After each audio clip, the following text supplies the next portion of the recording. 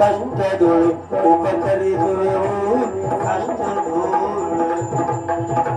ಅರವತ ವದನವ ಹಿಡಿದು ನಮ್ಮನು ಕರುಣದಿ ರಕ್ಷಿಸು ರಕ್ಷಿಸು ರಕ್ಷಿಸು.